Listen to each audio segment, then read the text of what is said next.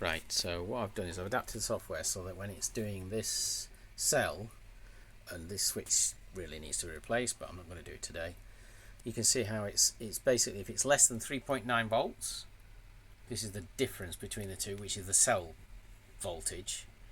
V1 is the voltage at the positive terminal of cell 1, cell 0 being the first, and V0 is the voltage at the positive terminal at V on cell 0. Okay, so the difference between the two is the voltage across the cell, and if it's less than 3.9, charge, right? Now I have to tell it, I have to actually switch it on manually still, I don't make it automatically do that, so we'll see. And then once it reaches, once it goes above 3.9, so 3.91, okay, then it will then actually send a signal to turn the relay off, and it'll output stop cell charge, right? And then it'll carry on writing it by the looks of this. Oh, well, we'll see.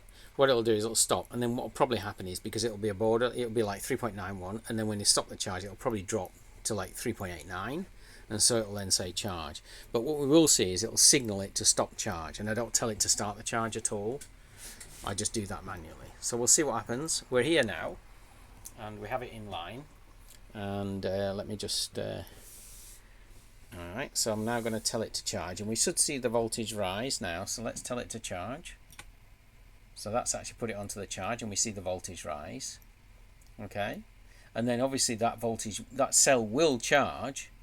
Yeah, we can see the actual voltage there reading across the cell. It's negative because I've got the terminals wrong around on the meter. And so now we should see that charge. And what I'm going to actually leave it. Well, all right. It will charge that cell to the 3.9 because the output is coming from a cell balancer circuit, which is isolated from the battery voltage, and the battery input voltage, so long as it remains above 9 volts, will provide the charge. Okay, and the actual charge out, the charger output is 4.5 volts, so it will charge to 3.9.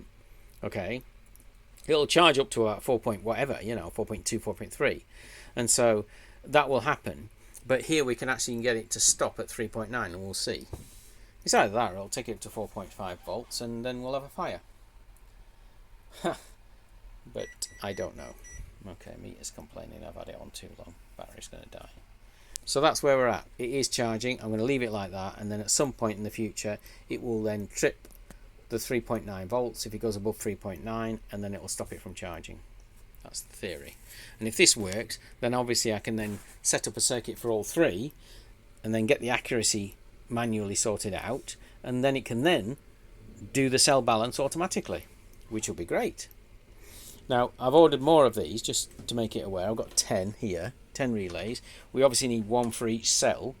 Now, in the car, I have 39 cells. I've got three packs of 13 cells, which is 39 in total. So I've ordered 40 of these relays, which means I can actually do it for the one in the car itself. And I can set this circuit up for the one in the car. The one thing that I really need to do is to find some way where it can calibrate itself.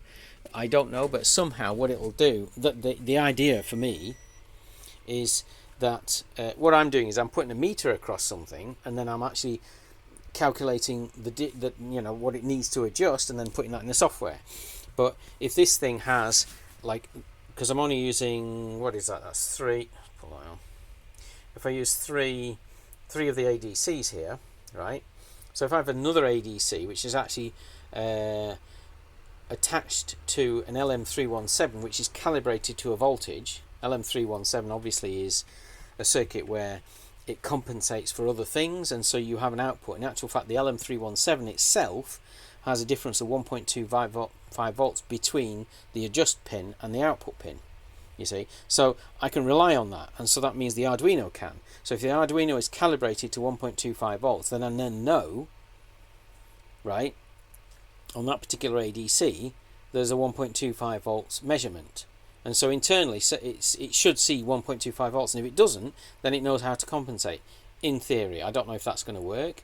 And then what I can do then is, once it actually has an adjustment on that particular ADC pin, I can then somehow get it to measure the voltage across other parts of the circuit, you see. And then once it's measured the other parts of the circuit, it then knows what the voltage drops are, right? And it can then recalibrate the software to allow for these drops. You see, that's the idea. I don't know how that's going to work. I mean, I'm guessing relays are going to be involved as well. But then we have to have some way of isolating things as well, don't we? Because otherwise it won't measure a potential difference across. It will measure, unless it measures, well, yeah, actually it could do, couldn't it? It could measure the voltage at one point and then measure the voltage at another, right? And then it knows the difference between the two. So it could do it like that. Yep.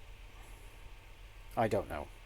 But it would be great if it could self-calibrate, and then that means I can use cheap components and low voltages and low currents, draining the power less. And it only has to do it every so often, doesn't it? It doesn't have to do it every second or something. It can do it like once an hour. It can go around recalibrating the circuit, put that into the software, and then it knows.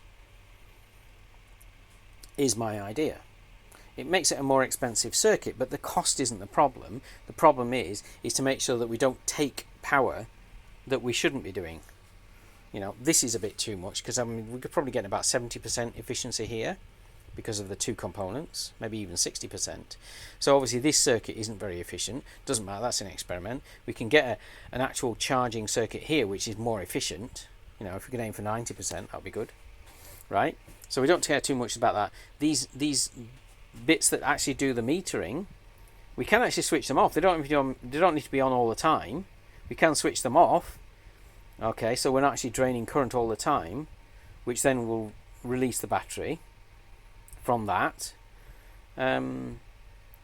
These are 40 amp hour cells, which means if we're drawing, I don't know, say 10 milliamps, or let's say 100 milliamps, which would be an amount that we would draw if we weren't worried about how much we draw. We'd probably draw 100 milliamps from that so we can get a stable circuit. So that means that the 100 milliamps from this cell will be 400 hours, wouldn't it? 40 amp hour, yeah, times 0.1 is 400 hours, right? Which is, well, 2 days is 48, isn't it? So we're talking about, you know, in the region of a week and a half, and it will flatten it. The problem is it will flatten it, you see, in a week and a half, which we don't want. We don't want it to flatten it at all. You see, we want it to take, so if it takes a year to flatten it, yeah, that would be okay. You know what I mean? We can manage that, but we don't want it to be flattening the battery just to measure it. And so that's why it's important to take, you know, microamps, or we don't take it all the time, you know, to read the actual voltages, the currents, the voltages, because they don't change that much. This is not going to change the voltage in milliseconds. You know, you could read once an hour and it'd be fine. You know, I'm sure that would work. If you're actually driving the car, maybe you'd need it more frequently, but I'm certainly thinking, you know, for purposes of just cell balancing when it's sat, once an hour will be fine. You know, if we needed cell balancing, then cut the cell balancing in, do the cell balancing. You can read more regularly whilst it's doing the cell balancing. Once the cell balancing sort of has been done, then just check them every hour, sort of thing. You don't need to check them all the time. And so that means you could draw more current because you're doing it less often. The average would drop down. So that's my, anyway, that's my idea.